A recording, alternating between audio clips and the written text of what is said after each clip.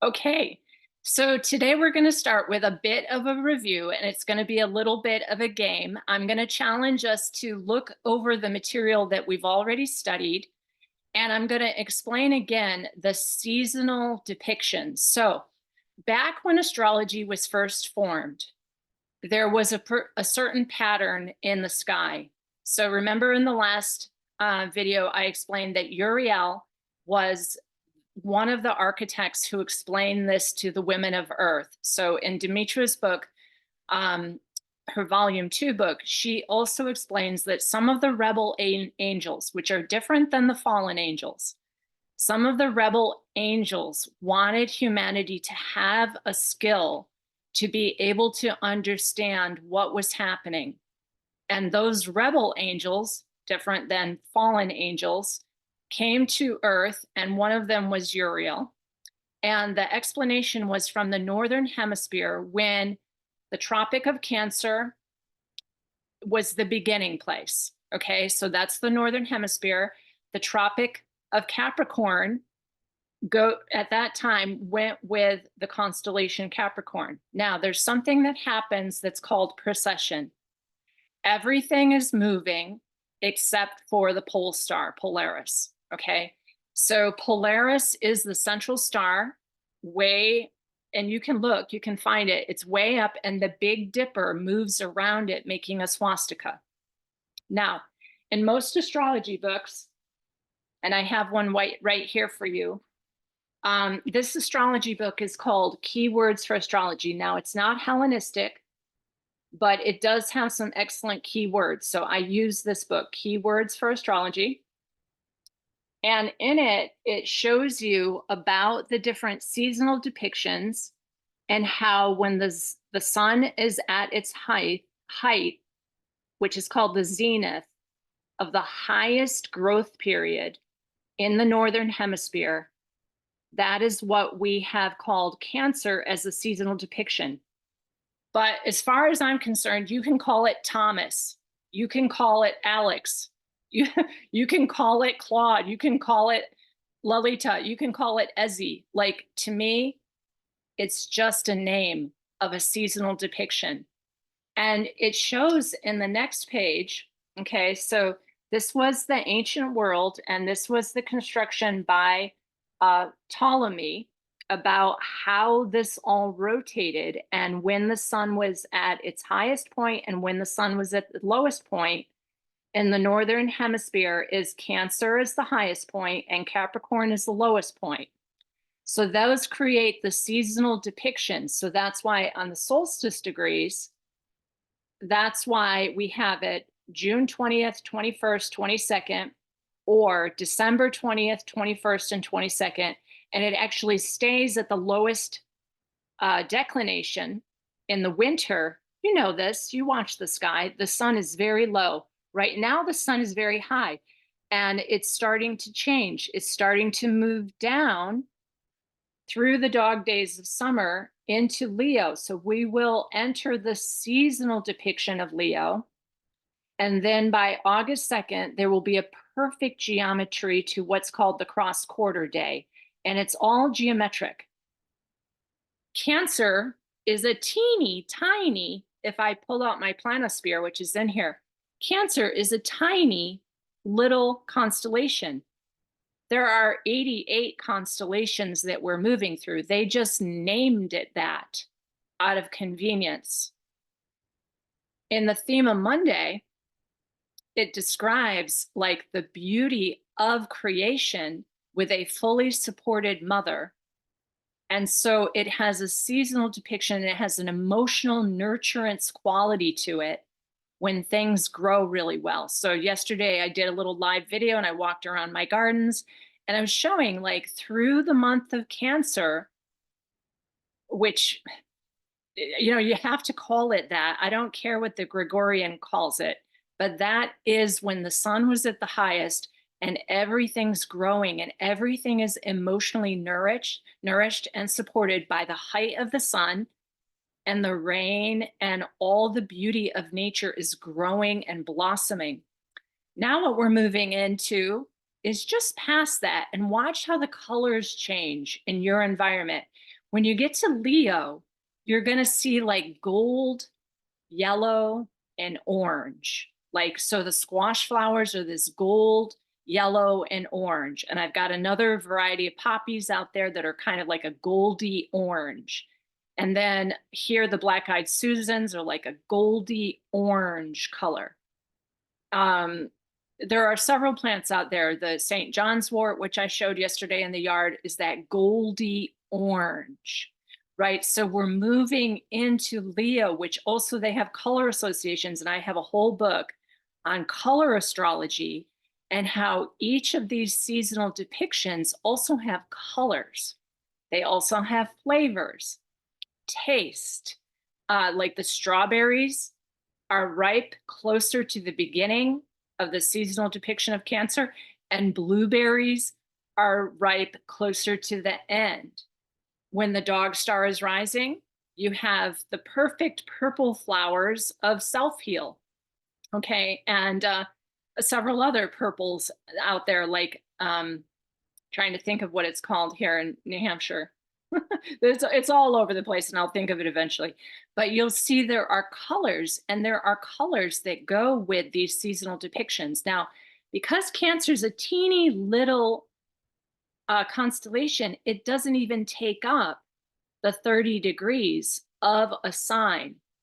And it has to be 30 degrees in a base 12 system, because that gets you 360 degrees in a wheel.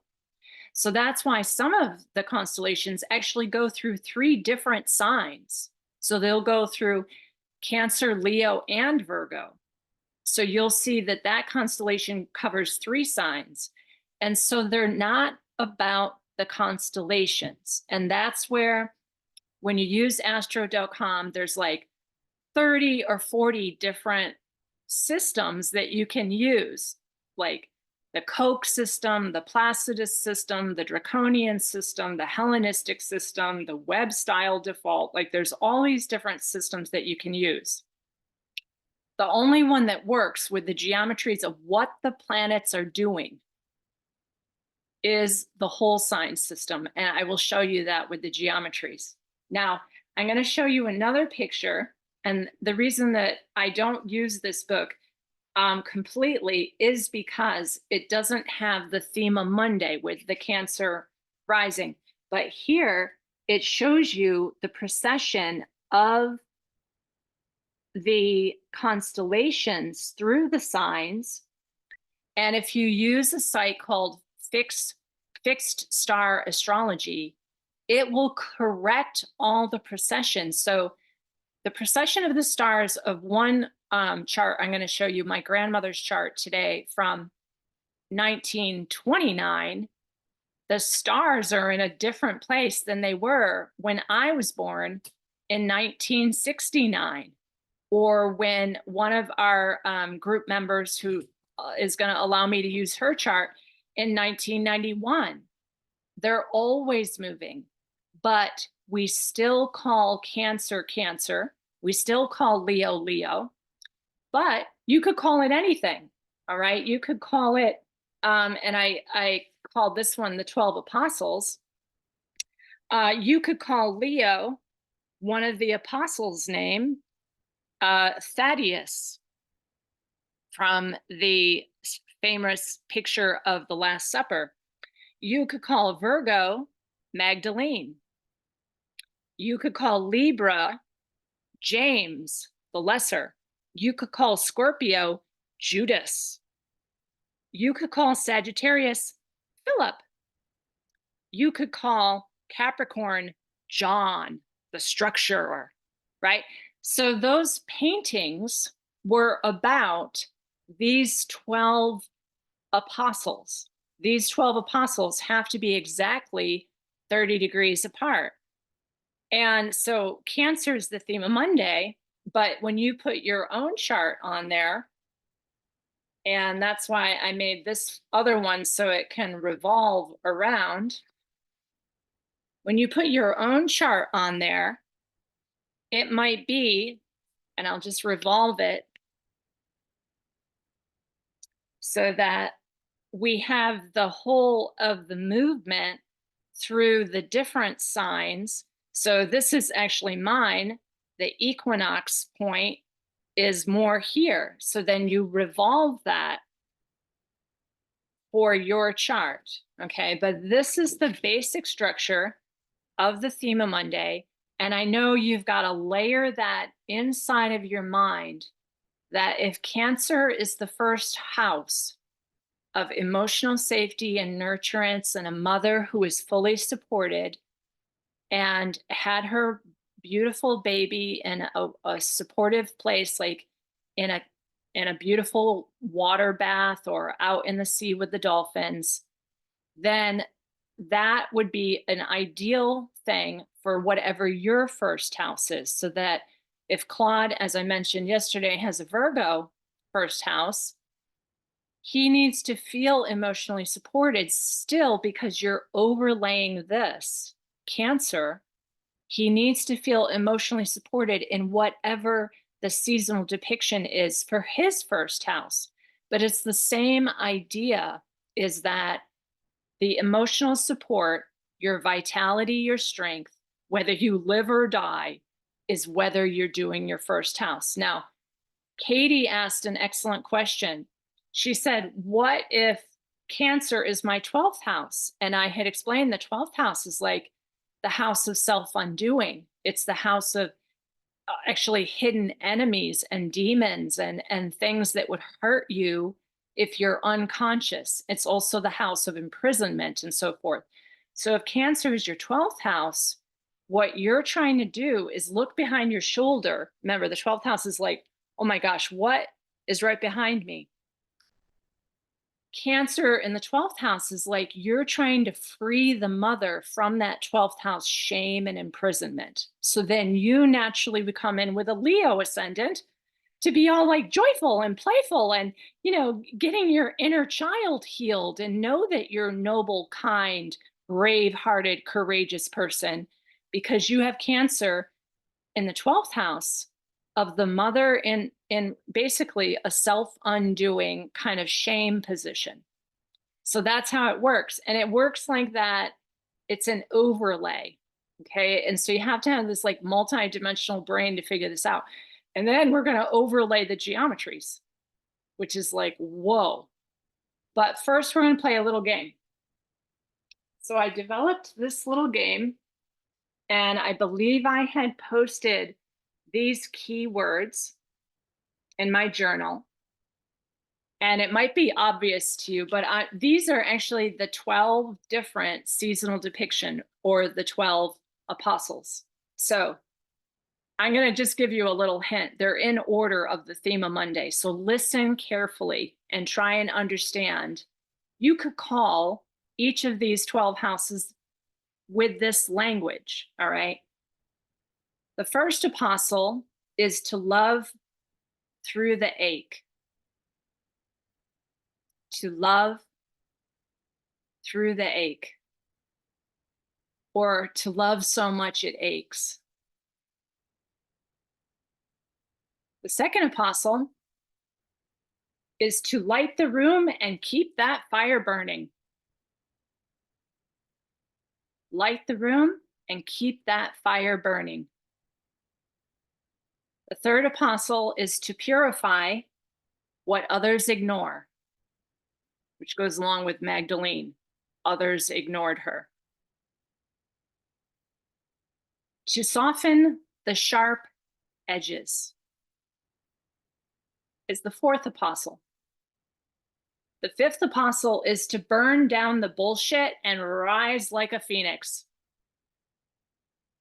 Oh dear, I think that's Judas.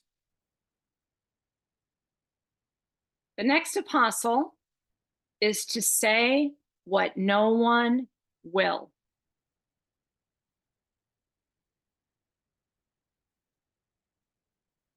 The next apostle is to carry what is heavy with grace. Oh, I think that's John. The next apostle is to rewrite the rules with responsibility. The ninth apostle is to feel it all and still believe. To feel it all and still believe. The 10th apostle is to rise first and get things moving.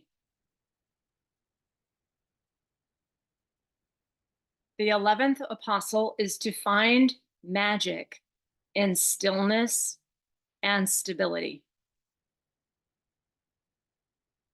And the 12th apostle is to connect what is scattered. Now, if we used those symbols instead of Cancer, Leo, Virgo, and so forth, I think it would be much clearer. I think we would not have as many problems. Now I'm going to show you how to apply that when you overlay one with the next.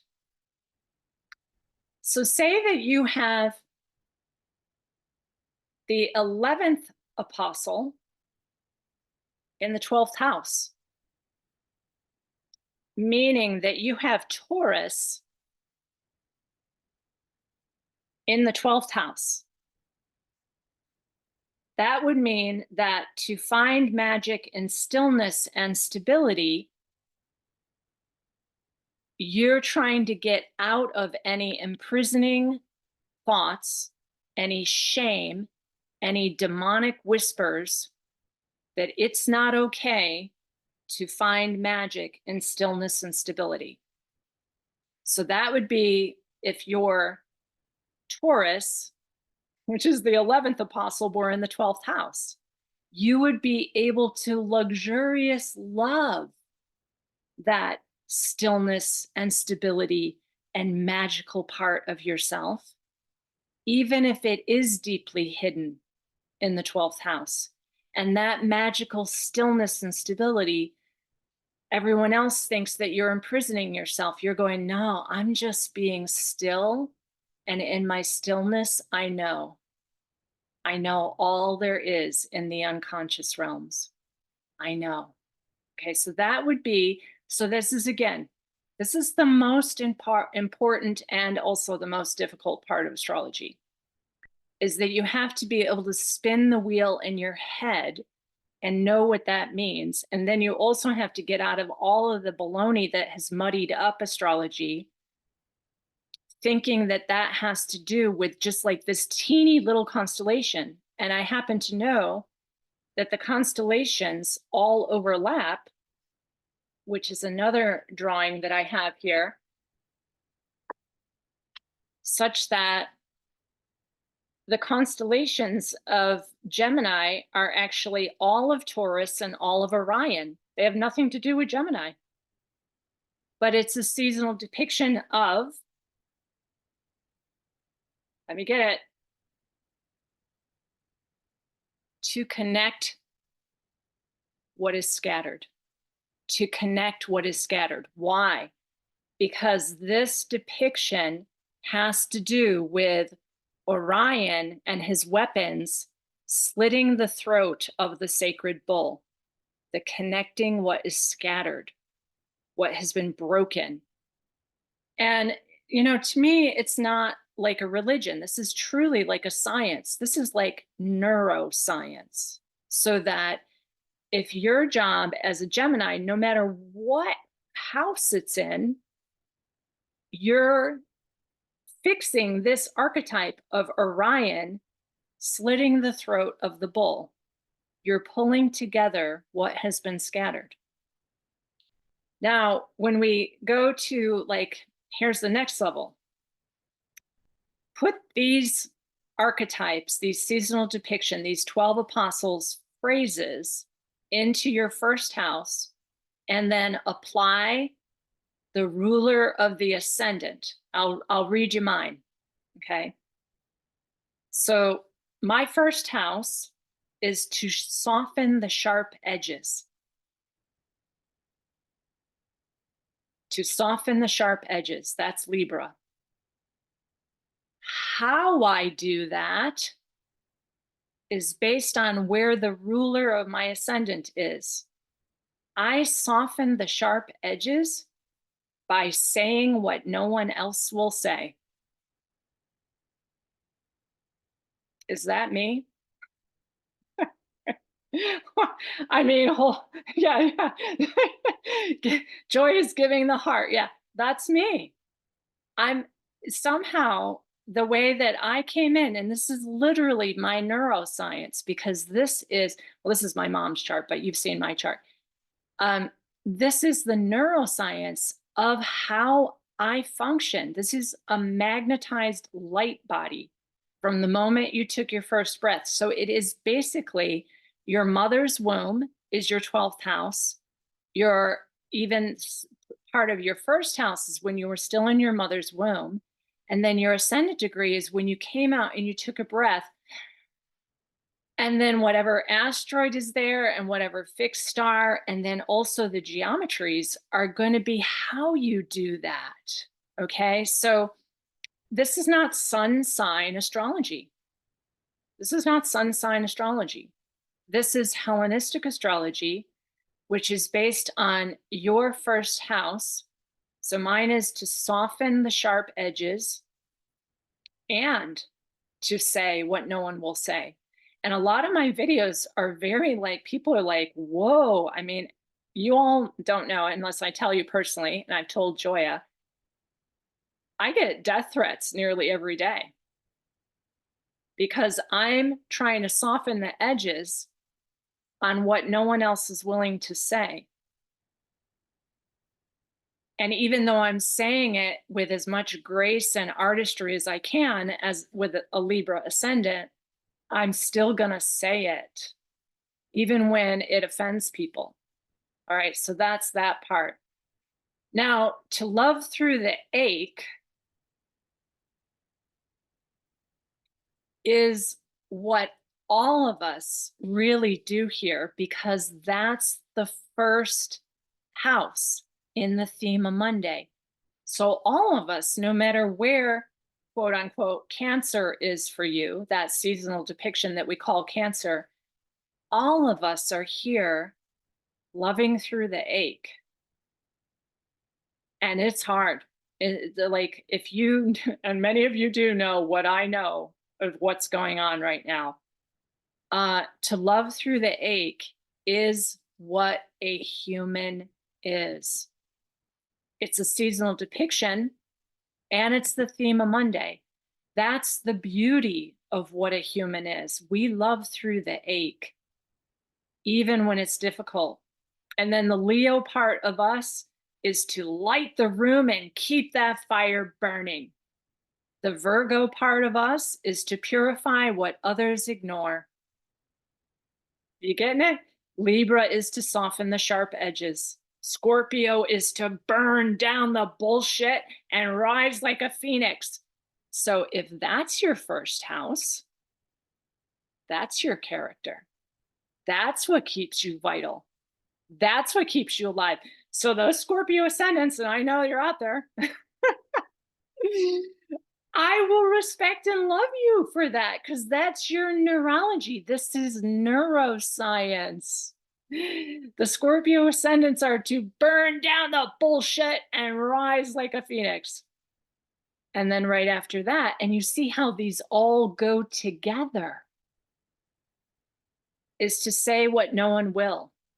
Because Sagittarius and the seasonal depiction of Sagittarius actually has a lot of the planets and the stars that overlap with Scorpio. So it's like they share something together. You see how they're leading into the next. And then the next one, which is Capricorn, is to carry what is heavy with grace. Carry what is heavy with grace. Now, wherever that is for you, say Capricorn's your 10th house, you will work your butt off with Capricorn in the 10th house and carry what is heavy with grace, and so forth. Do you see how that is? And then the next one is Aquarius, which is to rewrite the rules with responsibility. So rewriting is that ingenious, new, inventive part of the philosophy of the Aquarian. So wherever Aquarius is, So say Aquarius is your fifth house. You're rewriting the rules with responsibility on the fifth house topics, which are sexuality, creativity, raising of children.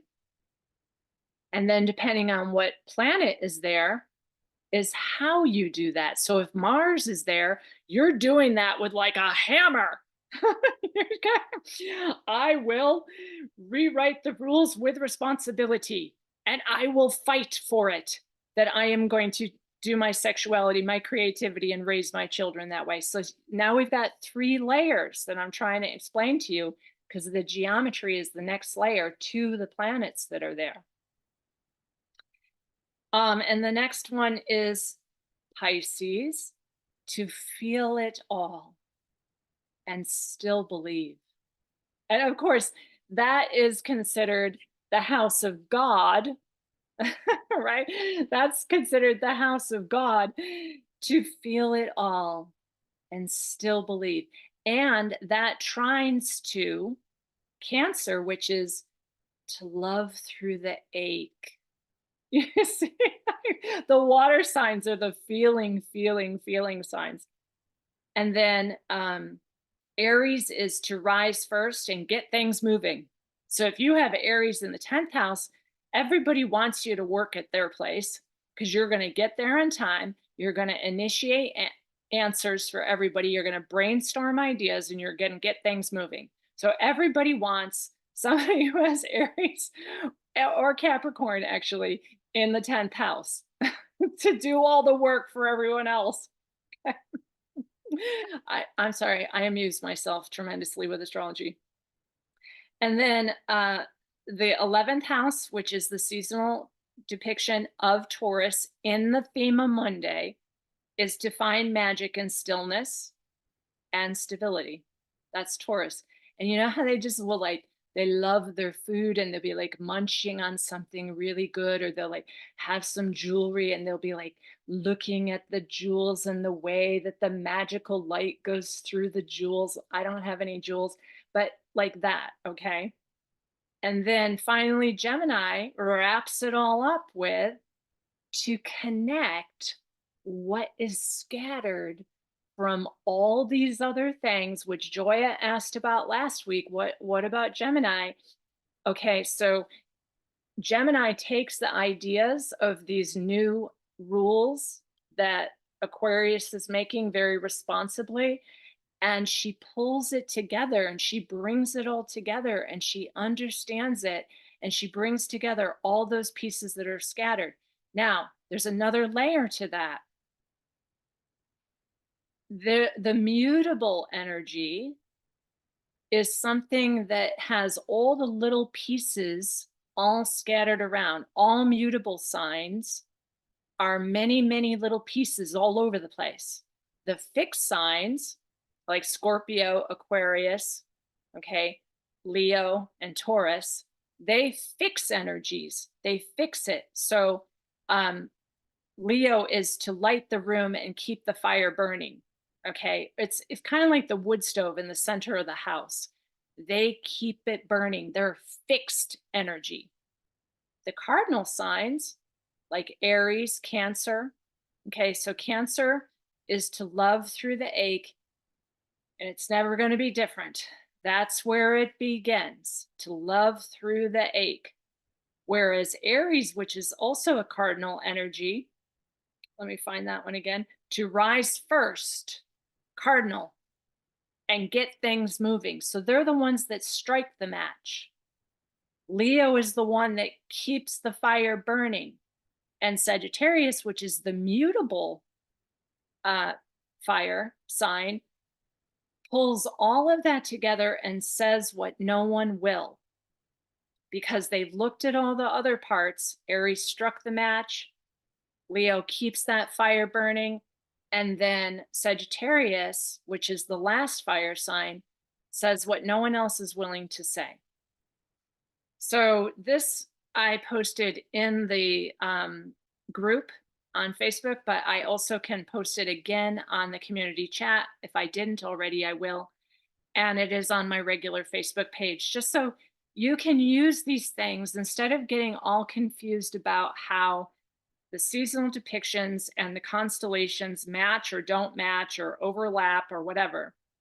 But in a Placidus system, or what's called intercepted houses, so, and this is me just hand drawing it. So don't they're supposed to be exactly equidistant, all 30, 30, 30, 30, 30. But Virgo's my south node and Libra's my first house. So I tend to just artistically do stuff, you know, off the cuff. But they should all be exactly. This one looks a bit smaller, but I still know that's a full 30 degrees, that's a full 30 degrees. But if you look at the intercepted houses system, they've tried to make some of the signs like this big to fit Cancer, which is a constellation that's only this big in the sky. That's not how it works. The constellations are always moving. I don't really even want to call that Cancer anymore. So call it whatever you want. Call it the ability to love through your ache, whatever you want to. And just know that that's what it means. Now, if you get to the point where you can really use the planisphere, and I'm going to show you another book that I have. The planisphere is an interesting instrument in that it has the 30 degrees already marked out in the sky so that you can see that 30 degrees and what constellations are in it now, because they're moving, except for Polaris. Okay. And then this thing is how you move it. So today, you're at July 20th, right there, July 20th at noon. So now we're actually coming into beyond Procyon, and we're right at this line. We're right at this line right now. That is the line between what we call the seasonal depiction of Cancer and Leo. And the Leo stars don't start. I mean, Leo, one of the Leo minors is way up here. And then the bigger Leo constellation is down here. So when people refer to Leo, it's through many different signs. And no one understands this. We've also got the Hydra, which nobody calls a seasonal depiction the Hydra, but we're going to be coming into the Hydra soon, which is in the seasonal depiction of Leo, but it's a Hydra. Now, when I did Donald Trump's chart, and I did that, and it's only on BitChute because of what I had to explain about Donald Trump's chart, he's a Hydra. Lauren is saying something. Lauren, did you want to say something right now? You can unmute yourself. I just happened to notice that your planisphere is like for 40 degrees north latitude. So do you buy them for specific degrees? Like, are they available for different, like depending on where you are, you want to see the... Yes, thank you, Lauren. Yeah. So the planisphere, in order to do, and this is what we were talking about before we started recording, by different locations, what is happening at what time of day and what rising star you might have is based on your location. So if you're in France or Austria or England, which some of our group members are, you need to draw charts by location. And if you're going to get a planisphere and you're at 30 degrees latitude, you have to get it for 30 degrees. I'm up here in New Hampshire.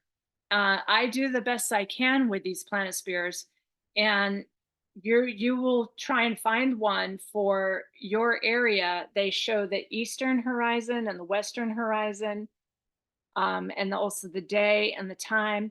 In the old world, this is the horoscope and how it was drawn. On the back, you can also, that has a really great chart for finding the planets and where they will be at any given time. So this is a handy tool, and you do want to get it for your location. The other tool that I really like, and I think you all must have, is called the ephemeris. So the ephemeris shows the geometries and how they move around. This is basically space-time right here, the geometries. And I will teach you, probably not today because we really have to get into the geometries, but there is a tiny little video in the group page of me looking at an ephemeris, and you will see all the different planets go across the top. If you get a newer ephemeris, this is an older one. I got this back when I was studying in 1997. But if you want to get a newer ephemeris, they include Ceres and some of the dwarf planets, which are really important. People don't even think about all of the planets, but we're going to get into probably by September, we will start looking at the outer planets that are beyond Pluto because there's a very prominent planet called Orcus. Orcus is going to play big into the eclipses for September. So this is a really profound book because this is how, if you don't have a computer, remember Demetra George, who went to New Paltz in 1969, and that's also where I did my graduate work. She was a mathematician because what astrology is it's pure numbers, it's mathematics, but it's also geometry, which is mathematics. So you have to be able to understand that. And then there's calculations of exact degrees that are super important for you to understand. And there's also what's called geometry by the degree of the orb of separation. So I think we'll start to get into that now. This is the handout for this, and you may not be able to see it, and that's okay because I'm going to post this. All right, this is the different geometries that we are going to use in the whole signs. And so I will read it to you right now. The aspect, and I know what it is, but I'm just going to make sure that you can understand. So the aspect configurations, and here's one right here that we're going to look at. The aspect configurations, and you don't have to draw them all in because to some extent, what I want you to do is master one aspect configuration at a time. And Lauren, I mean, there's two different Laurens in the group, but Lauren, one of the Laurens sent me a chart that she had done for a family member. And there's many, many lines, and you can do all the aspect configurations. It's harder to read with that many lines. Sometimes I will do no aspect configurations, like in my mother's chart. Sometime I will just do the major aspect configuration. So everyone's like, oh my gosh, it's a square. Holy crap. Right. And then sometimes I will do just color based, like purple is nicer, blue is amplifying, red is a more disturbing color in my world. So you figure out the colors that you want to use. So think about that as I'm telling you what they are.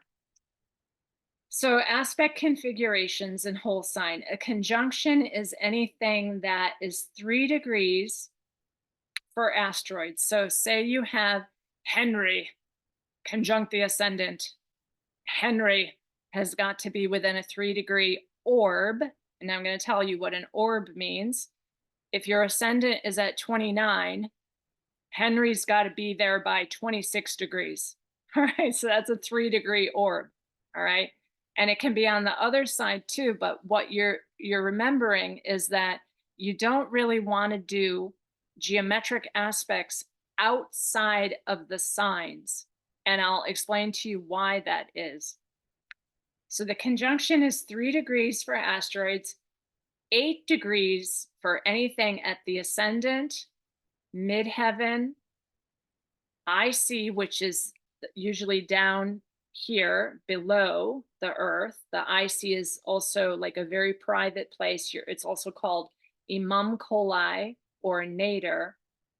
8 degrees conjunction with the midheaven or the vertex. Then a conjunction for the moon is 13 degrees. So say that your Mercury is at 10 degrees and your moon is at 1 degree. That's literally called a conjunction, even though it's wide. And I'll explain to you why. The luminaries are like a light bulb. Imagine a light bulb. Okay, so you turn on your light, and the luminaries cast a big glow across where the lamp is. If something's kind of close to it, it's being illumined by that wide ray of light right there. So the moon is 13 degrees. So anything 13 degrees near your moon, that's actually a conjunction. So say your moon is at 8 degrees in the first house and your ascendant is at 18 degrees, that's a 10-degree orb. And so therefore the moon is conjunct the ascendant. And that would mean that your mother and the condition of your mother is going to really affect your life breath. Very, very a huge effect on your life breath. Okay. Whereas if the moon was within a 10-degree orb or so of your midheaven, that means your mother really affects the honors, awards, and merits of your lifetime. Huge effect. So one of my daughters has that. That doesn't mean she lives with me or she even speaks to me. This is my older daughter. But in her psychic world, she's a psychologist, just like I am. So she's also a therapist. So whether she sees me ever again or not, her moon and her midheaven are close enough so that I'm always like helping her with her career choices and how to counsel people. And all her upbringing is coming up through her honors, awards, and merits, her midheaven. Whereas if your moon is closer to your IC, then it's a very hidden relationship, very private in your home with your mother. No one might know how close you are to your mother and so forth. The sun is a bigger light bulb, slightly bigger. Think of it as a light bulb. And so anything within 15 degrees of your sun is actually called a conjunction. But remember, asteroids are different. Asteroids have got to be within 3 degrees. So that's why I started with asteroids. So try not to get confused. There's going to be 1,000 asteroids within a 15-degree of your sun. The only ones that are significant are actually the ones that are within 3 degrees of your sun. And Demetra actually prefers even 2 degrees unless it's creating a theme. So say you've got Arthur, you've got King, you've got Gawain, you've got Guinevere, you've got, the Knights of the Round Table. And then she'll be like, okay, yeah, even 5 degrees is acceptable there because you're drawing a theme for your chart. So that's the different degree marks for a conjunction. And what does a conjunction mean? It means a blending of all of those planetary energies, points, planets, or asteroids.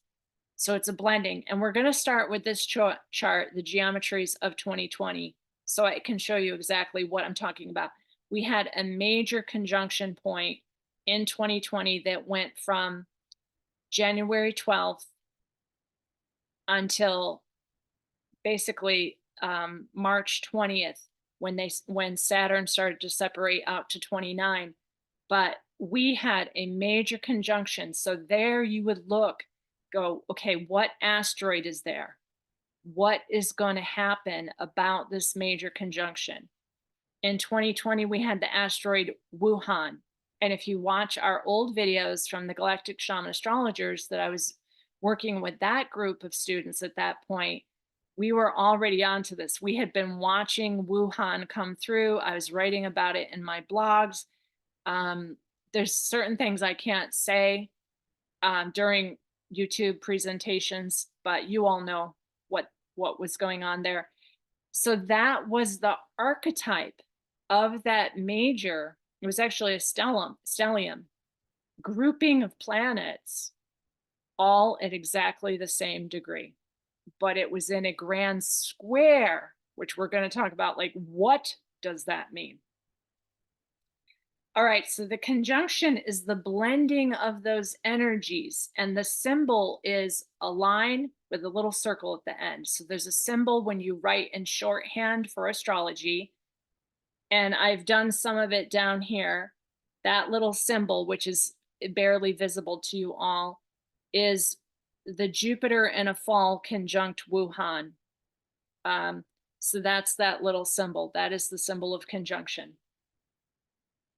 That's a hard one because if you blend different energies that don't work together, like Saturn and Venus, you get some very difficult biology, very different than Venus on her own being lovely in Taurus. So we'll talk about that too. When you blend energies like Pluto and the moon, that's a super hard one. I've done several charts with that, and it's usually like the abduction of the mother and often a rape. Mostly adopted children have a Pluto conjunct their moon where their mother was literally abducted from their experience. They never met their mother. So that one is there, but often their mother was raped, and that's how they became available for adoption. So that's a Pluto moon. So conjunctions blend energies. You see how Pluto and moon is like moon is the mother, and Pluto's like hell in the underworld abduction. And people will say, Lolita, you're just making this stuff up. This can't be statistically significant. Well, my teacher has done over 40,000 charts, and I think I'm getting near 12,000 charts at this point. I've done 6,500 since I taught this before. So, statistical significance, mathematicians out there, it's unbelievably accurate. There is no more accurate system than this. Okay. Then, when we get to sextiles, which is a movement between two signs that agree. So this would be Virgo in this chart. This would be Scorpio, both of them feminine, feminine and feminine. That's with ease and grace, a sextile. There's nothing here, so there's no sextiles there. This was a very hard day, okay? And this chart has to overlay to your chart. Oh my gosh, right? So this is an event chart. But if you overlay it to your natal chart in 2020, and maybe Sandy will do this. I know Sandy personally, and I've actually read her chart in person because she's my neighbor. But you will see this huge, massive stellium of conjunction may have also been affecting your chart. So this is an overlay from 2020 of how this event was going to affect you. That's another way of looking at that. You can also take like a marriage chart, like when you married somebody, and overlay that to your chart and go, oh my gosh, there's the neuroscience of my wedding on top of the neuroscience of my biology. Whoa, make sure you do it right. Okay, so the sextile is a graceful movement where here we have the part of fortune that does sextile. So I could put a purple line, this big stellium. So we've got a part of fortune in Scorpio sextiling this big event marker here of the major stellium conjunction at 23 degrees Capricorn. So that was a sextile. So Scorpio can also be very secretive while emotionally intense. So that was a very secretive event that happened at that point. So that's a sextile. Even though its words are with grace and ease doesn't mean good things when you're talking about Saturn, Pluto, Mars, Jupiter in a fall, and the asteroid Wuhan. It's with ease and grace that something can be very intense and also very hidden. And just now we're rising up out of the bullshit from that. So that's how that worked. Sextile is 60-degree orb. So you would have to have something like 23 degrees here and 23 degrees here. That's a sextile. And then a square is what we have here. This is a square. So we've got a 90-degree angle, a 90-degree angle, a 90-degree angle. This is a square. What it implies is extreme challenge. If you have this in your chart, I might have said to you, you have the pressure cooker with a pot of beans on high, and everything's going to start exploding beyond control. So a square is hard. If you're born with a square, like my grandmother, and I'll show you her chart too, your whole life is a crisis, and I'm sorry. But it's better to be honest about it than to be like feeling like you're a failure. That's why, for me, I figured out much of the way this system environment works through astrology. I have many other jobs. Don't think I'm just an astrologer. I mean, I think anyone in this group knows who I am. This is just one little tool that I use. I have so many tools, but this is the main tool that is extremely precise and accurate. I'm a yoga teacher, I'm a studied and trained shaman. There's many other tools that I have. I know how to do breath work. I'm a naturopath. I mean, like, there's many tools. I'm obviously a permaculture expert, but this is the most important tool that I have. So it will work for you too. If you see a square forming, like a square is coming, when I was writing my blogs and making my videos back then, I said, everybody get home by February 20th, because by March 20th, something is going to happen. Something that is so extreme and such an unbelievable pressure cooker that you're going to want to be home. And, this happened. And some of my clients were on ships, they were on islands, they were in a different country, and they were stuck there. And I had constant emails going, "Oh my gosh, Lolita, we can't come into port. They won't let this ship come into port. Oh my gosh, I'm halfway between this and this." And I'm like, "I told you, you didn't listen to me. Oh well, there's Cassandra at the midheaven for me." So just know when this is forming, something's going to happen and you don't want to get entangled with it. Astrology is not like this is going to happen and therefore lie down and die. This astrology is like this is going to happen and be aware, be careful and don't get entangled in this system. A trine, which I've got one of our other charts here. Okay, this is the Virgo eclipse. This is a trine. A trine always goes with the same energy. So water, water, water. Sextiles are the purple lines. These are the 60 degrees. So we've got Black Moon Lilith conjunct Atlantis, trine back to Orcus. And when I start explaining this, and I'm gonna need to talk to Nish on her cosmic salon, because I can't be censored when I talk about this. And we've also got Jupiter at the vertex, also sextiling Orcus. So we're going to get into what is the planet Orcus about and this grand trine. So this is water, water, water. So trines are amplifying energy of a particular element, whereas sextiles will take, this is Virgo, this is Scorpio, feminine, feminine. This is Scorpio, this is Cancer, feminine, feminine. Whereas what a trine does is it takes Scorpio, which is water, Pisces, which is water, Cancer, which is water, all of which are feminine, but it makes it into a giant pyramid of amplifying energy. So the feminine is going to rise, folks. I know when I did all my matriarchy videos and, I got so many death threats and so many people having a fit and telling me I was intelligent, but the matriarchy would never work. I'm going, it ain't up to me, bud. It's coming. It's coming. It's coming. All right. And Jupiter is super strong here, whereas in this chart, Jupiter was in a fall. So Jupiter could not bring about the conditions of motherhood. and, feminine energy, because it was in a fall in that time. Okay.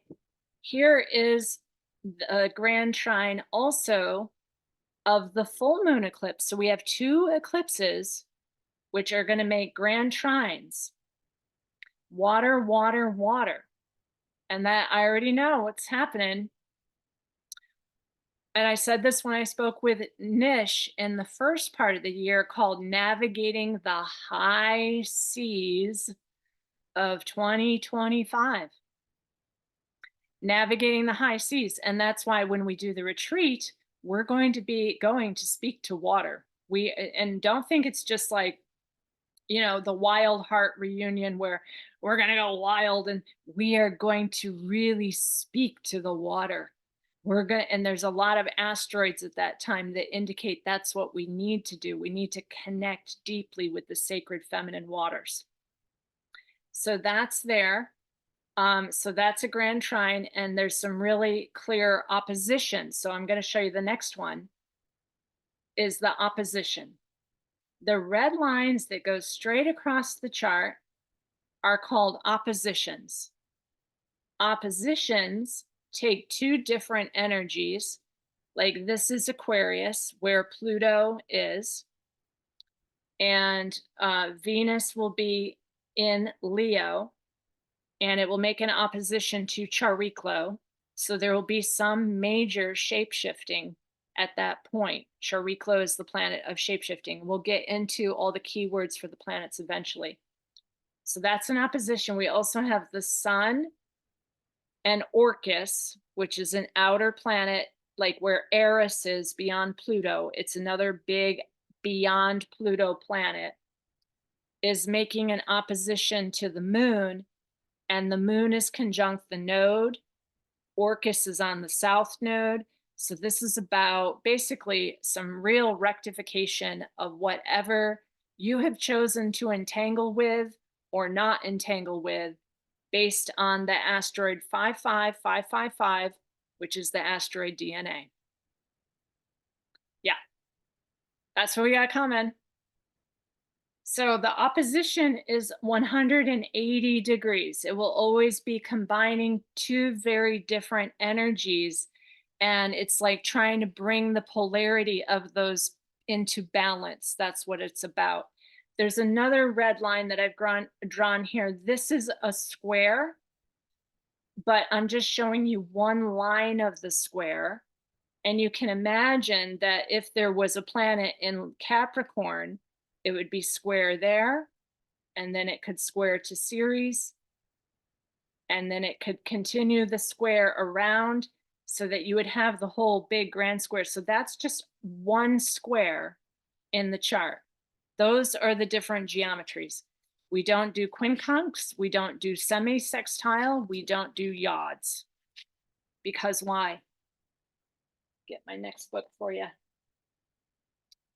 That's not the geometries that the planets make. The planets only make very certain geometries that affect space-time. So I've showed before, Venus makes the pentagram. And when she's moving around, she moves around the chart in a very particular movement of space-time. Venus makes the pentagram. I know I've drawn the pentagram in some of your charts, so that those are called the Venus star points. And the geometries of that make space-time. So not only are you studying neuroscience, you're studying astrophysics.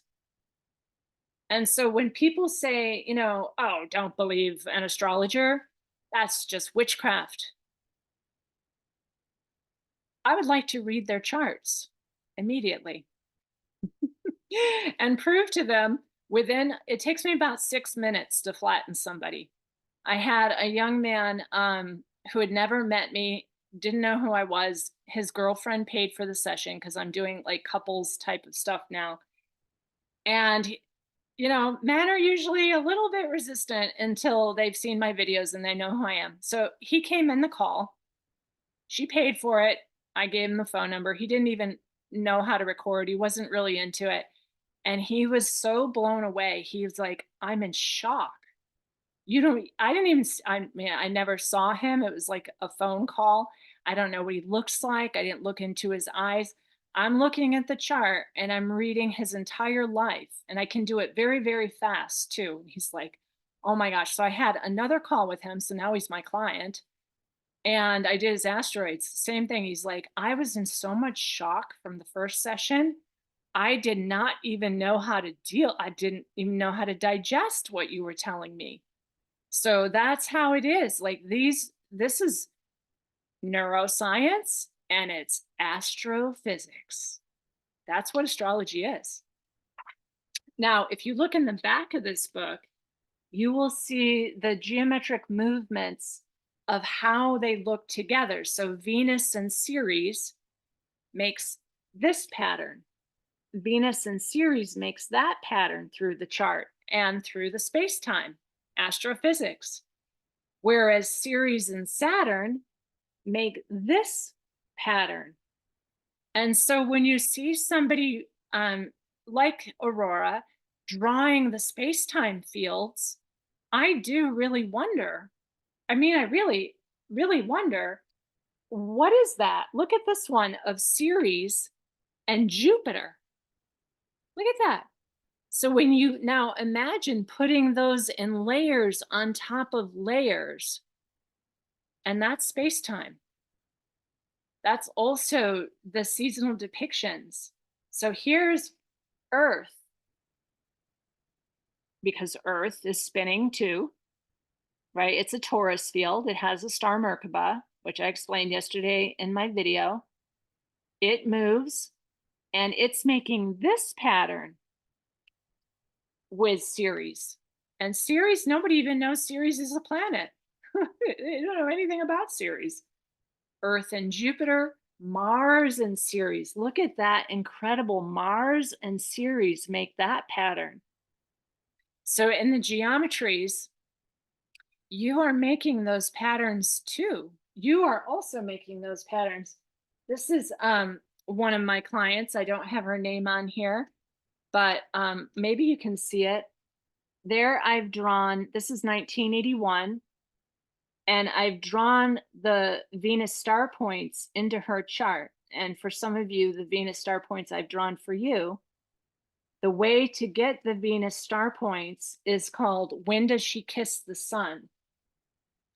And the way that you find out when she kisses the sun is through this very important book. So in the one that I have in Florida, I marked all, like I wrote in the margins of the Venus star point. Venus makes her star point when she's retrograde. So here's April of 2001, and Venus is going to be the one that's shaded in retrograde motion. It will be shaded in the ephemeris. And the way that you find her star point is you look at the sun degree and you look at Venus's degree, and when they have the same exact degree, that's the star point. So I'm looking across right now to see what that was and then be able to explain it to you.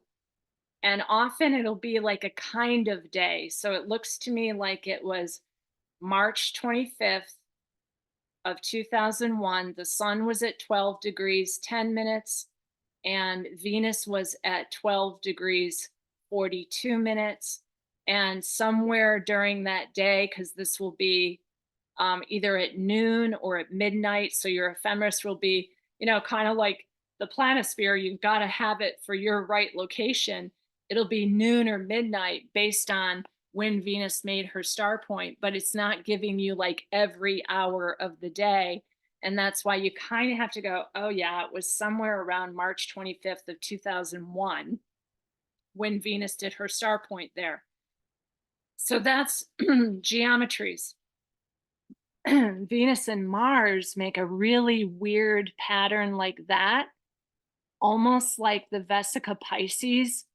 Venus and Mars make basically a Vesica Pisces, which is really interesting to me because I just put a little post up today about how that geometry called the flower of life is actually a closed system geometry that causes entropy. So that's the Metatronic geometry overlay is called the flower of life.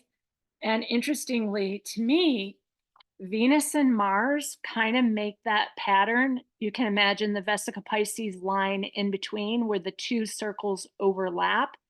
And Venus and Mars are both dead planets. They don't have magnetospheres. They're dead. They're two planets that are dead in the solar system. So it's interesting to me, like, do those planets need to be like removed from the neighborhood? That's to me, I'm like, why why are we in the condition that we're in?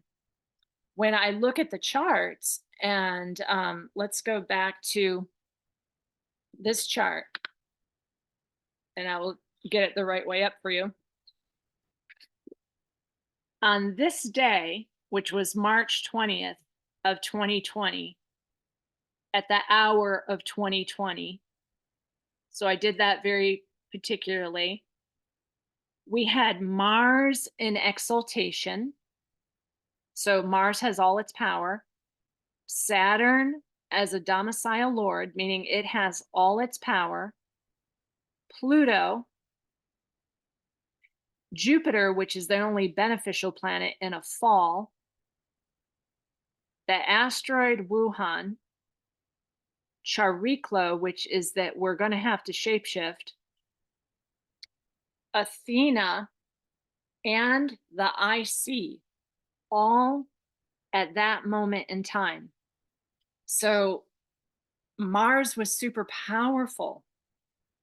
And then Venus, where was she? She was in Taurus, where she likes, but at that time she's in the eighth house, meaning that she can bring about the conditions of the eighth house, which at that time was definitely by ancient astrologers called debt, death, and letting go. So we've got Mars in exaltation, Saturn is a domicile lord, Venus is a domicile lord.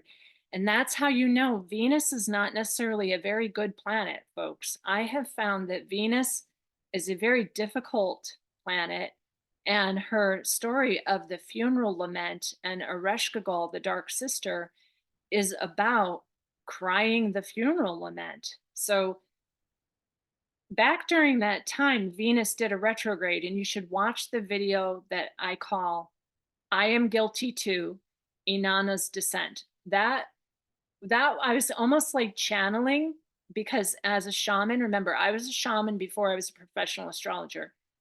So it's not really channeling. I'm not letting Venus take me over, but I embody. It's called a glamour. Um, I embody Venus, and I let her kind of auric field come over my field. So it's like layering. That's a shamanic tool. You can do it with a spirit animal too. Like you can be a horse or you can be a bird and then you soar like a bird. Well, I was taking on the energetic quality of Venus in her descent. And I made that video. And I mean, people were just blown away because they could feel the real energy of Venus. And she's not just love and beauty, she's also like the funeral lament. So she was in the eighth house in her own sign at that point. And then she also rules Libra. And this is very weirdly like Jeffrey Dahmer's chart. He has a Libra ascendant with Venus in the eighth house. Jeffrey Dahmer, I have his chart too. But, anyways, Venus, she loves the eighth house here of death. And at that time, we had the asteroid Juno, part of this grand square, and Juno is a visible object. So for me, Juno has a little bit more weight because asteroids that are visible to you have more bearing and more weight than asteroids that cannot be seen with the eye.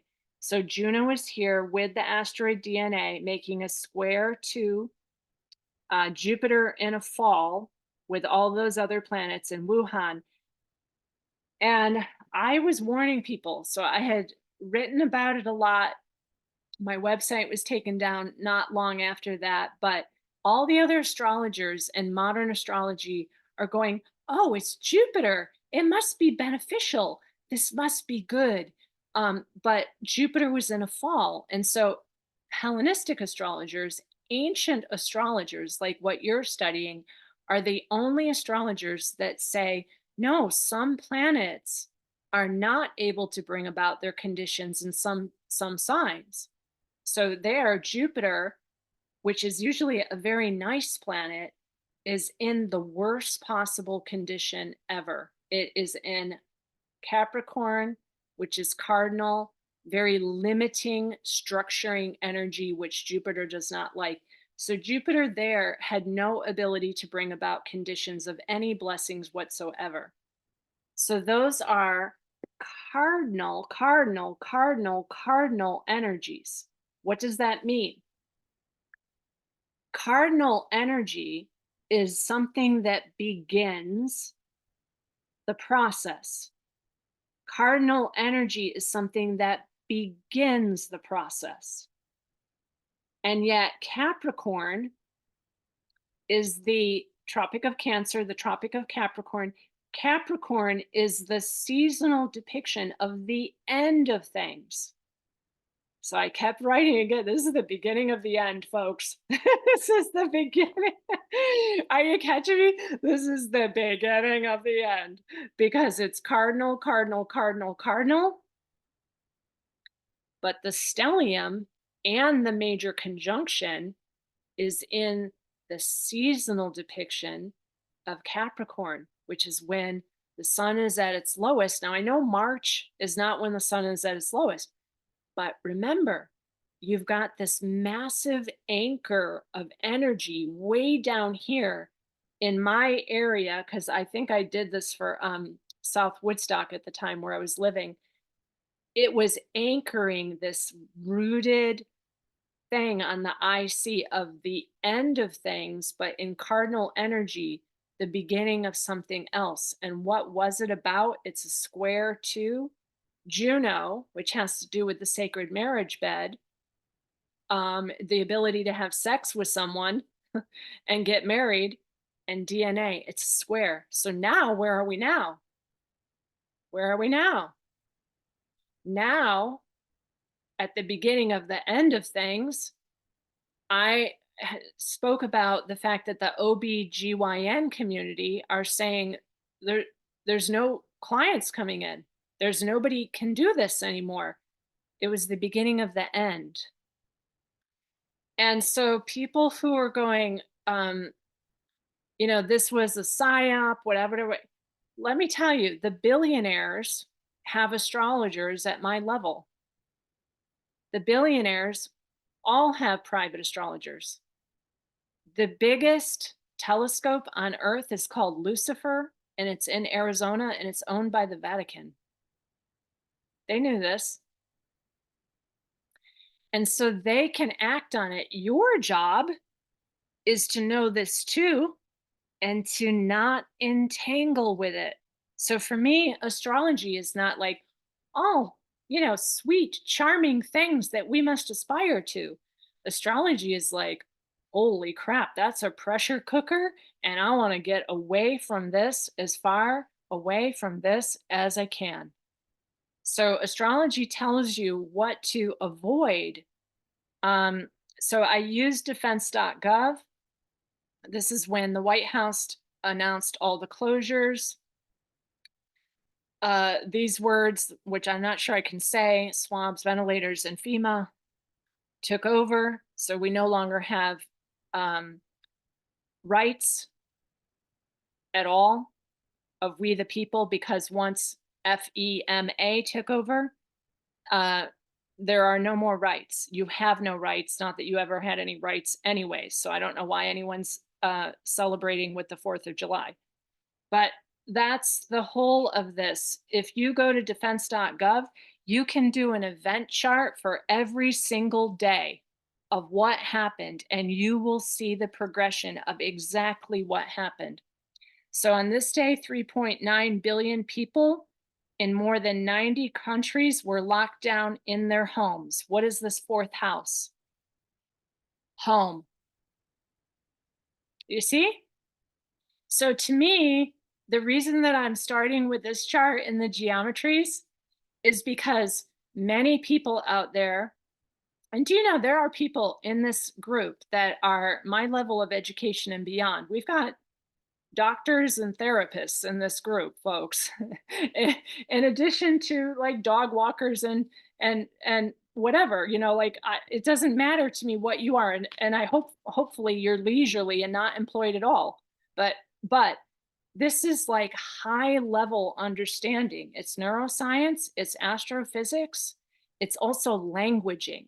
So, I'm not speaking French, I'm speaking astro logos. It's really powerful. And when you get to my level, you'll never doubt it. You'll be like, I'm just looking to the stars to see what's going on. Now let's go back to 1929. This is a grand square of 1929. Jupiter's in a detriment. In our first video called The 12 Apostles, I said for financial astrology, watch Jupiter. Jupiter's in a detriment on this day, okay? This is Black Friday, September 13th of 1929. There's a grand square. Pluto's in Capricorn for the ruination of your emotional safety, the ruination of motherhood, the ruination of anything that would be nurturing like food. September 13th, 1929, square to Nessus. 19 degrees, 20 degrees. That's a 1 degree orb. Square. Pluto, Nessus. That's within a 1 degree orb. Nessus is the double dark red object. It's the one that is traveling with the North Node right now, and we had a Saturn Nessus conjunction. I'm sure you've all heard my videos about this. This is a serious planet of rape, murder, abuse, and blood poisoning. That is square to the moon at 20 degrees, 20 degrees, 20 degrees. That's an exact square. Moon is in opposition to Pluto, exactly. Opposition, 20 degrees, 19 degrees, exact opposition. Moon is the ruler of this house.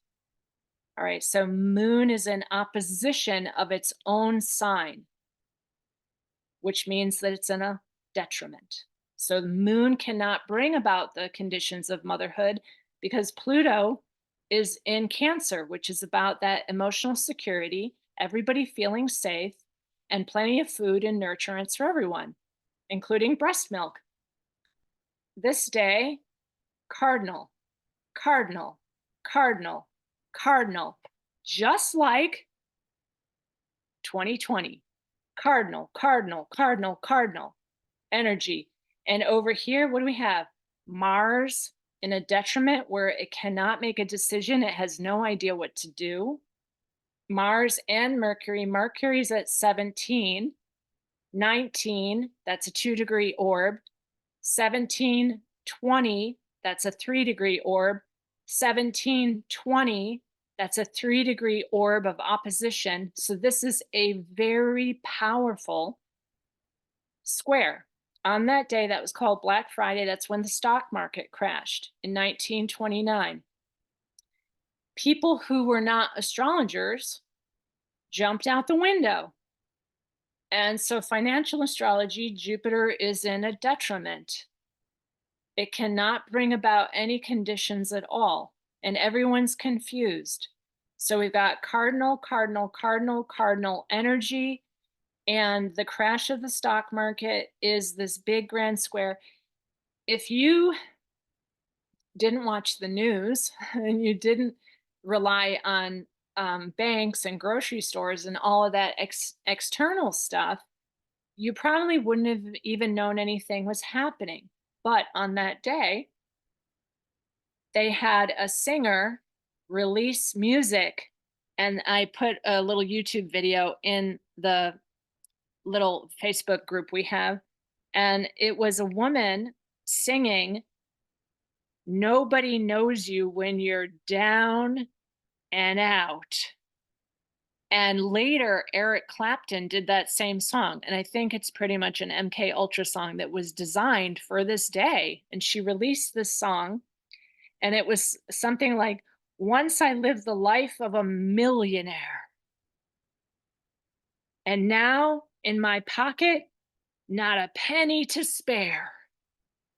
Once I lived the life of a millionaire, and now in my pocket, not a penny to spare."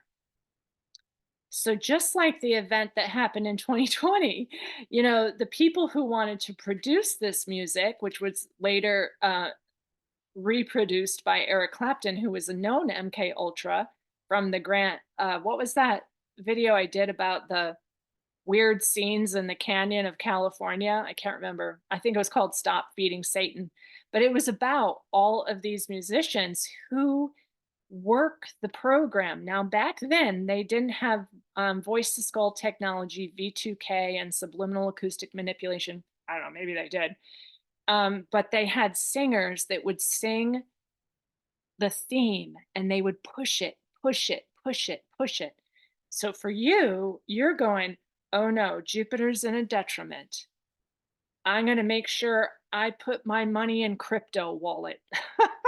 Like, I don't know. I mean, I'm not really into finance. You know what I'm trying to say. Like, you would be able to read this and go, Pluto's in opposition to the moon, square to Nessus, grand square. This is called a grand square to Mars.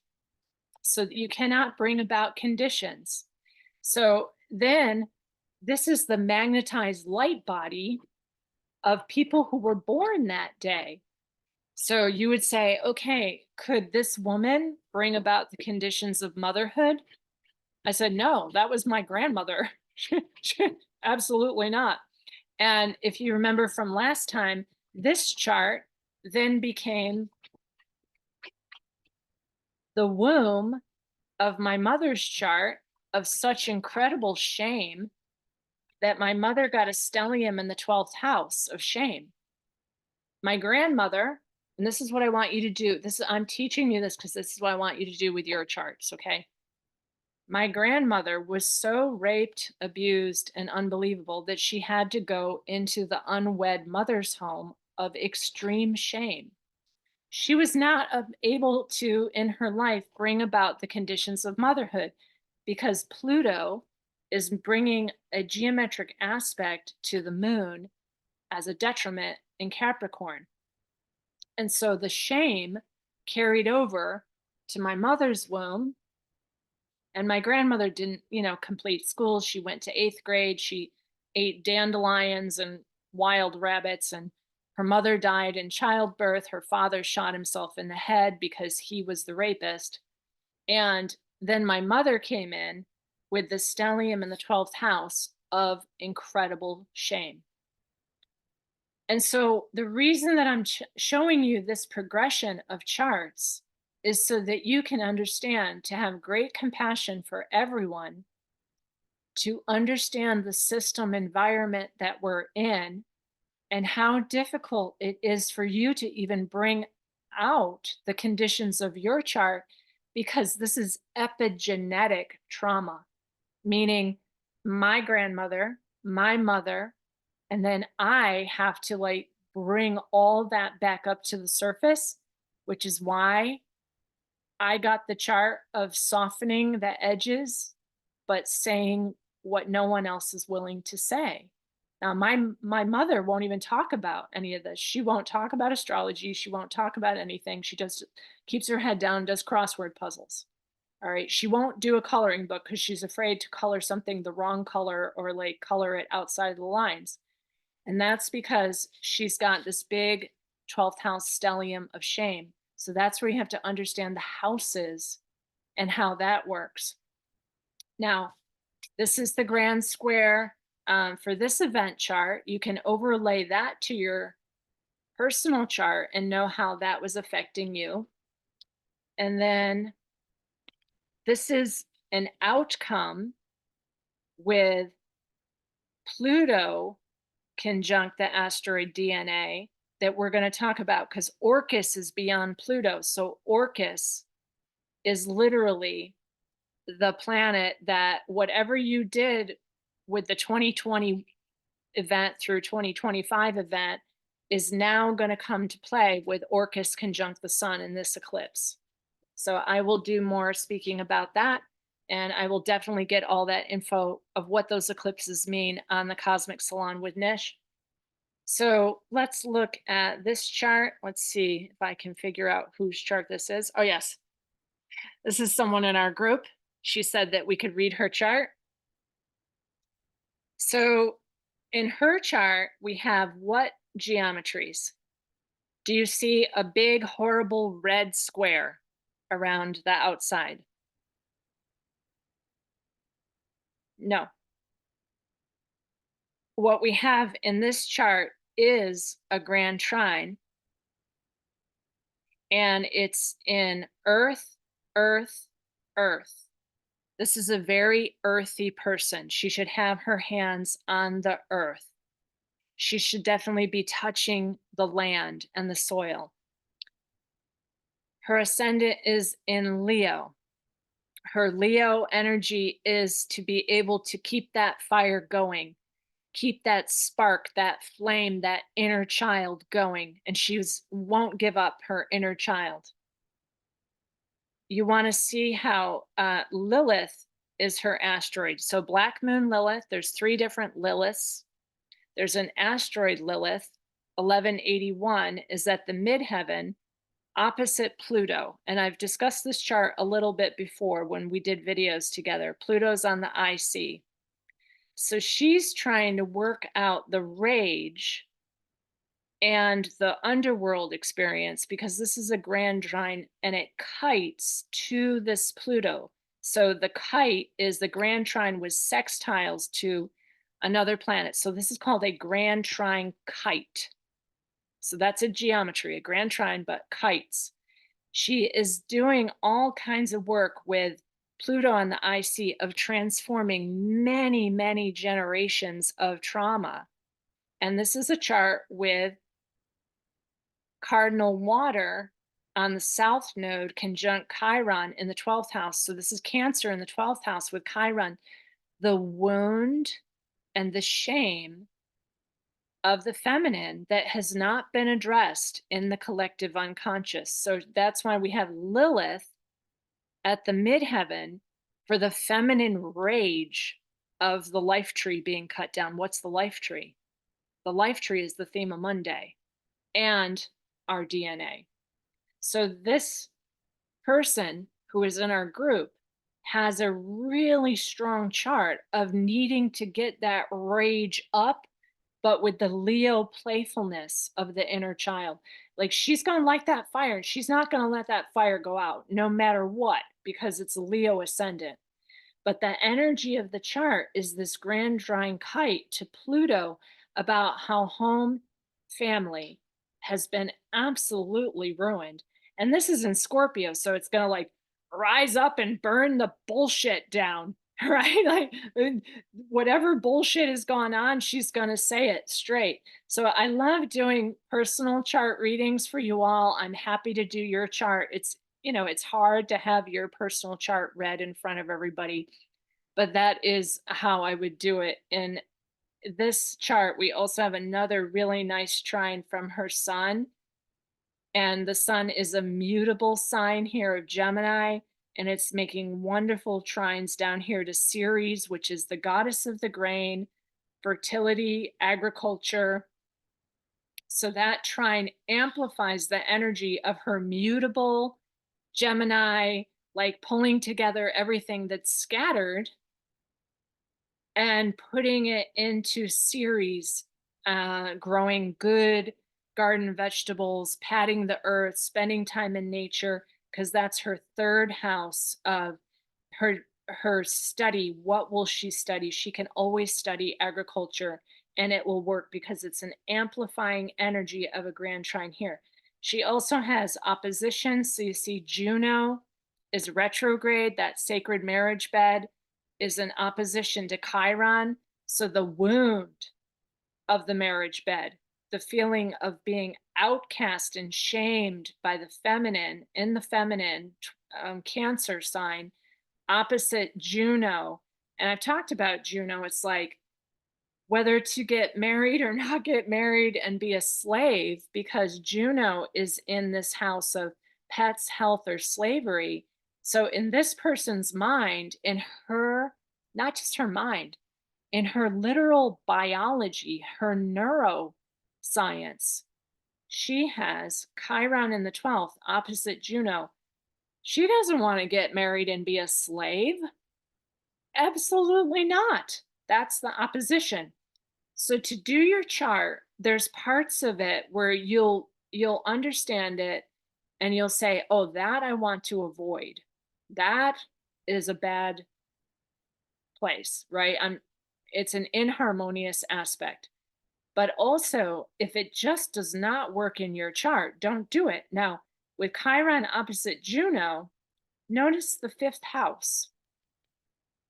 So all charts make sense. They really do. The 5th house has no planets. That's romance, sexuality, creativity. And I'm not saying she's not creative, but this is also the house of children.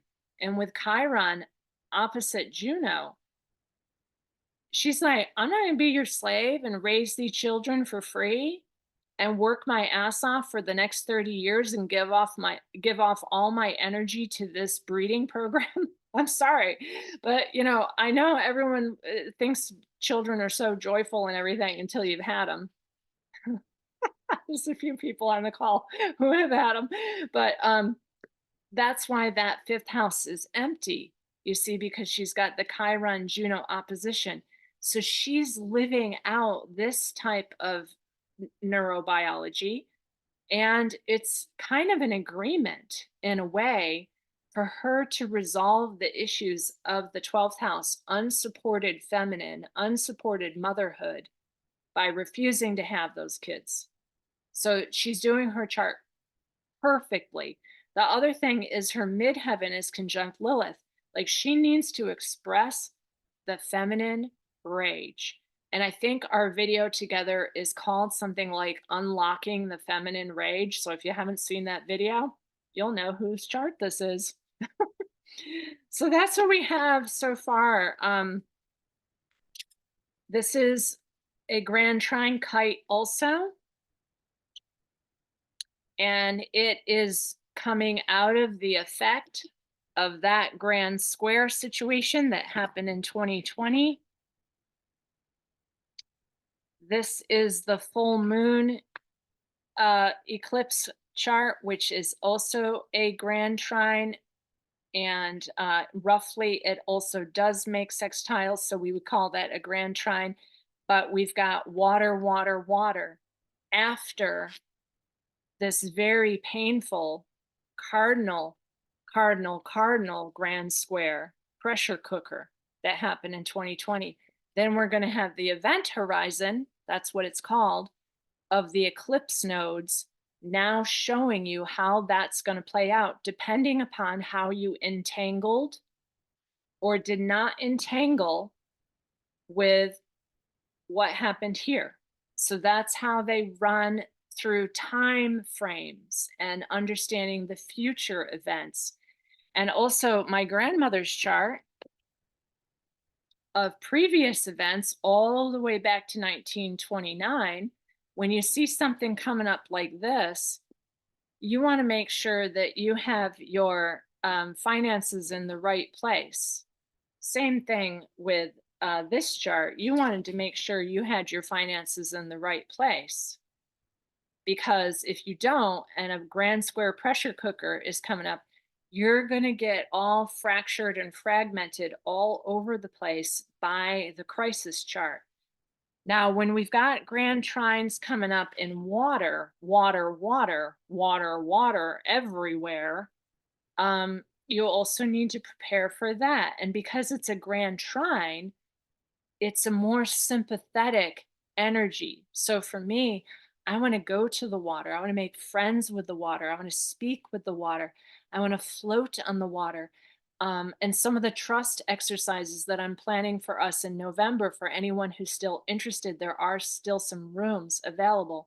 But some of the trust exercises are going to be like floating in water, singing in water, Near the end, I want us to partner up with one person who's floating and the other person who's just supporting and trusting the other person to watch over them and trust the water and trust the water, trust the water. All right. And that's very important because the more energy that we add to like chaos and freak out, this will amplify the other way. So we want to amplify it our way. And that's where neuroscience and astrophysics becomes magic. And that is why astrologers are the greatest metaphysicians that there are. And so we have the vertex here in this chart in the ninth house, and it's in Gemini. So pulling all the scattered energies together through astrology is it's amazing. So, and you can trust your intuition. So when I studied with Demetra and I first needed to read charts to her and I was all embarrassed, but I used my intuition. Sometimes you have to start with your intuition on what does that look like? What does that feel like? What might that mean? And you might not always have the language. Again, it's like speaking another language to say these words. And that's why I try not to use like highfalutin academic astrology terms. Like, how does that feel to you? Versus how does that feel to you? And intuition is very important. Demetra was like, "Okay, Lilita, that's right. You read the chart right, but how do you know it?" And then I'd be all stuck, and I didn't know how to explain to her how I knew what I knew, but I would feel things. So some of you are more feelers. Those tend to be the night charts and the water signs, where you feel it in your body, but you don't really know how to say that. Whereas day charts and air signs, um, or even earth signs, earth can be very precise, like Virgo can be very precise. They want to say it really perfectly and then they get all mixed up. So also use your intuition. So I feel like that was an hour and 40 minutes on geometries. And at this point, I know this might be like overwhelming, but do you have questions? Does anyone want to ask questions or make observations or tell me that they have no idea what I'm talking about? Can you please go over something again? Go ahead, folks, if you want to speak. Hi, Lolita. I don't know Who's, if I'm. Oh, wait a minute. Let me start the video. You can hear a voice? oh, it's Sandy. Oh, hi, Sandy. Yes, honey. What is it that you want to know? Well, you were saying, referencing my chart when you did the square and from 2020. And so in my fourth house, it must have triggered something in you, right? And so I have Neptune, Athena, and Juno. Yes. So how does that relate to I know it's a cluster in the fourth house with what happened in the square, but what connected that made you think of that? Okay. So I'll have to reveal a little bit of your personal chart if I say Oh, it. that's okay. It's okay. Tell me what sign is in your sixth house. Mercury. Oh, what sign? Oh, what Capricorn? Okay. In your sixth house, you have Capricorn. And on that day, there was a huge stellium from 21 degrees to 29 degrees Capricorn, all crossing over what in your chart? My home and family. My fourth house. No, your sixth Oh. house, because it was Capricorn. Oh. Okay. What's in your sixth house? Capricorn. But what planet now? Oh. Mercury. Anything? Vesta. You have Vesta there. Moon. And so moon and sun. What degree number did I put next to your moon and sun? Oh, there isn't. Oh, hold it up, Sandy. I'll reel it. Let's see, where's the camera? Can you see it? Yeah, I got it. Okay. So your sun is at 23 degrees Capricorn. Your sun is at 20. Oh, okay. Okay. On that day, we had Mars conjunct Jupiter at 23 degrees Capricorn. Oh. Did anything, now you don't need to talk about this, Sandy, but did anything significant happen to you?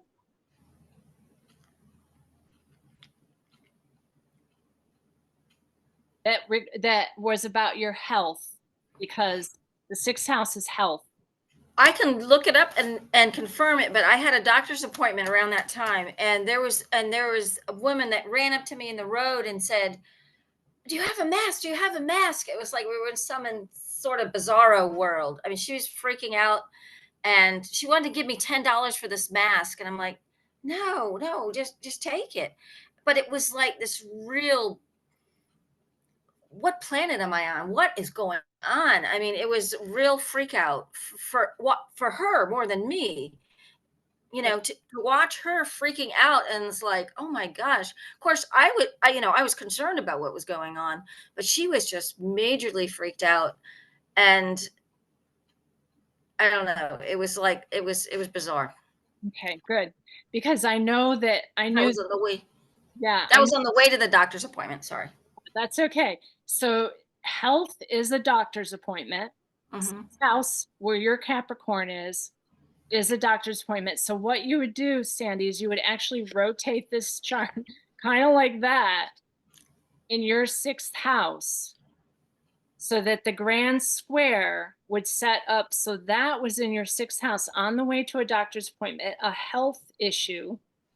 And the sixth house is also like your daily activities, like, well, you walk the dogs, you water the garden, you go to the doctors, whatever you do, your daily activities. You had a very bizarre event concerning the asteroid Wuhan, Mars and Jupiter, which can expand things into like almost crisis, craziness, chaos when Mars and Jupiter are together. And Pluto, people feeling like they're being dragged down into the underworld. So because that was conjunct your sun and the moon, then people are going to come up to you while you're on the way to a health appointment, sixth house, and potentially go into the fear entanglements that were being projected that day. So then your choice to entangle with it or not is whether you're going to be able to rise above it and get healthy and get free, or you're going to go, oh my gosh, here, let's put 3 masks on. Let me get another mask. Oh, here, now I'm breathing my own carbon dioxide and my own pathogens. Here, now I'll take it off and like put it in the road. Like, because all I did at that time was pick up hundreds of masks that were all over parking lots. And I was like, oh my gosh, people, you're crazy. So that's how it will work. And then it will also be like this. And then we'll go to Amelie, because I saw she had a question too. It will be that marker becomes an event chart for future events also. So this is cardinal, cardinal, cardinal, cardinal, cardinal. So cardinal energies open up doorways to other events, so that if people's artificial pathogens, let's call it synthetic biology, got on you, that were created in some lab somewhere in some place called China, then that can cause you future events from that moment when you met that person who is acting crazy also. So that also creates cardinal, cardinal, cardinal future energies that will initiate through the next 5 years. And I'll talk to you more privately about that. Okay. Okay. Okay, cool. Well, thank you. Yeah. Excellent example, though. Perfect. Yeah. So Sandy's chart was hit head on by that conjunction because her sun and moon are at that degree. She was on her way to a doctor's appointment, which is the sixth house topic of health. Wow, so interesting. Yes, Joya. Who else wanted to speak? Go ahead. So when you're done, mute yourself and someone else unmute, and I'll be able to see who wants to speak next. Oh.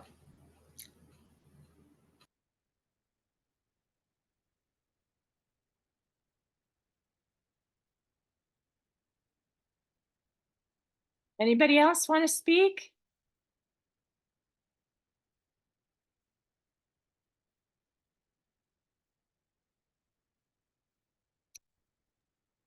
Hi, Lily. It's Mary Ellen. Oh, Mary Ellen, yes. What was your question, hon? So, okay, let's take this chart right now with the COVID issue. So, if I took my chart, because we already did, right, my chart, would you say that again? How I would figure out where I was Yes. in 2020? Yes. How it affect? Could you Yeah. say that again? So for you, and I have to talk about your chart, so I'm doing this. Oh, I don't care. Okay. I don't care. I'm still recording. Okay, so for you, you're a Scorpio ascendant. So basically, you would have to cut this circular wheel out and lay it on top of your personal chart. You're a Scorpio ascendant. All right, so that means third house, what you study and who you communicate with and who lives in your local neighborhood, your neighbors, and your neighbors' reaction to this are going to sextile back to your Scorpio ascendant. So how your neighbors are behaving and whether you can talk to them and having a reasonable conversation and tell them what you've studied is going to be the issue for you, because that would have landed in your third house of, do I have anyone that even knows what's going on that I can talk to about this? Are you following me, Mary Ellen? Yep. Yep. Is it true? Yes.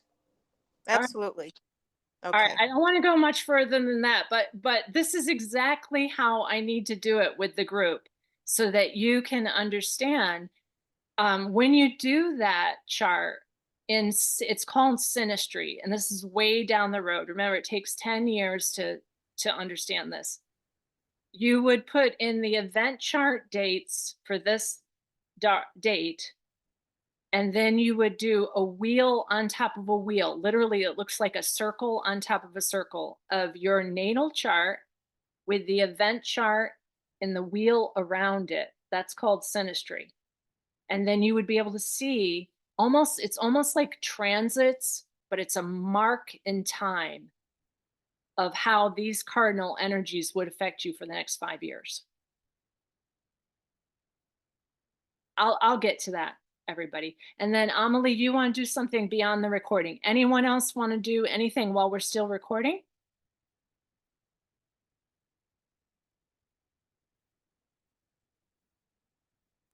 Stacy, did you want to say something that Mars and Ceres is making a Celtic? Yeah, and the geometries. That's right. Yeah, the Triskel has been something that has really come up for me in the last, actually, maybe 10 years. And I also work with this healer from Ireland who has, like, from Ireland, the Triskel is like really important to all the ceremonies and stuff, the ancient ceremonies. So I just thought that was interesting what you were saying. Exactly, Stacy. And I was really interested in making Triskells for the garden. Oh, yeah. Yeah, because what you saw was Mars and Ceres making that. So Mars is the power energy behind Ceres, which is the garden of, agriculture and fertility and the abundance of the land. So if that is the symbol of the Triskel, then I would definitely make those and put them all over in the garden. See, I had a dream years ago about a pipe that had a Triskel on its side with a green bowl. And my friend Noel Eaglechild made me that pipe when I told him about it. And so I and it was funny because in my dream when I held the pipe it was shaking, and he actually freaked out when he was making the pipe because he said I couldn't go any farther with it because it was shaking and I was scared I was going to break it. So then that really transfers over to something else too that I want to speak about. So you had a dream about that. I'll have to pull up your chart. I have everyone's chart marked. Mhm. But you might actually have some kind of geometric aspect between Mars and Ceres in your chart that naturally brings you into that symbol for a pipe or for a ceremony. So that we can get into that too, but that's where all these symbols come from. They come from these movements. All of them do. So the Celtic knots, the different kinds of movements, even the swastika. The swastika is the Big Dipper moving around Polaris Right. through the different seasonal depictions. Yeah. So, And I was looking at the 2020 thing. I was trying to get my chart quickly done, but I'm a little bit behind. But the like I found that interesting because the day that for me, the day that that hit was that morning. I had a dream where I was standing in a field of people, and these two eagles flew by, and there was a coyote standing on their backs as they were flying. And when I woke up, I was like, what the hell was that? Why is a coyote riding on the eagles? And then as I was getting ready for work that morning, like I lived out in the bush then, in the cabin out in the bush, there was a knock at my door, and I thought, oh my God, it must be an emergency. Judy and Andre must be at my door. Something must be happening because they never come that early in the morning to talk to me. So I opened the door and nobody was there. So I thought, okay, that's weird. So then I went to work and the streets were empty. Like Whitehorse is a small town, and the streets were empty. I was just like, okay, what the hell is going on? I get into work and Gloria, my boss, comes up. She's like, why are you here? And I was just like, I don't know what the hell is going on. And she says, you know, they shut everything down and everything and blah, blah, blah, but you can work from home. And I said, I can't work from home. I don't have internet access where I live. So I ended up coming into work every day in spite of everything. so you'd be able to see that in your chart too, and how this cardinal square then affected. So we'll work on that too. Like eventually we'll get all of our charts, but before we look into the new messages, so a couple people want to, oh, Joy is really liking your dream. So check the messages too, because people are commenting back and forth. And we can get to know each other and start talking to each other because that's part of the group too.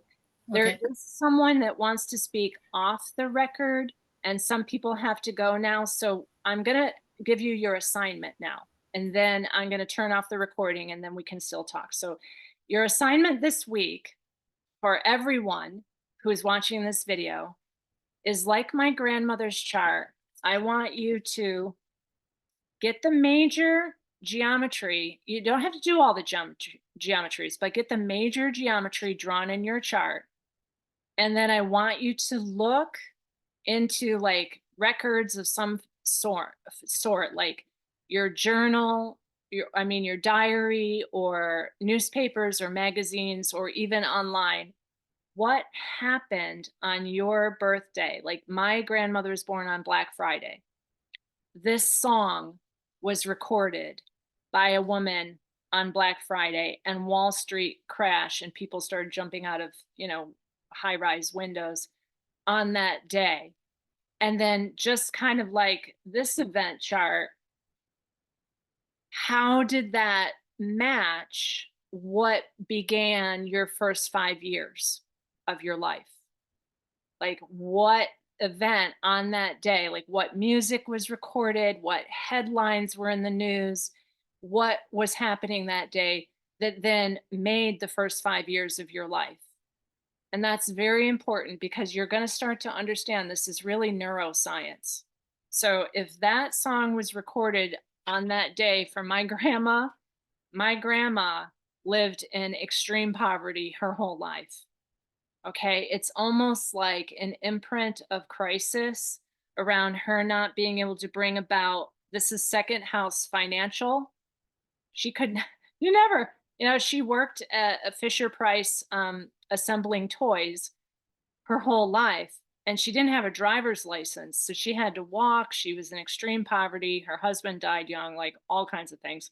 So that first 5 years of your life and the imprint of the actual day of your birth, what music was recorded that day? Was there a moon landing that day? Like today, right now, folks, is the anniversary of the moon landing. That's really interesting too. We had to look at that one. All right, let's turn off the recording and say goodbye to everyone who might watch the recording. So let me see if I can do that.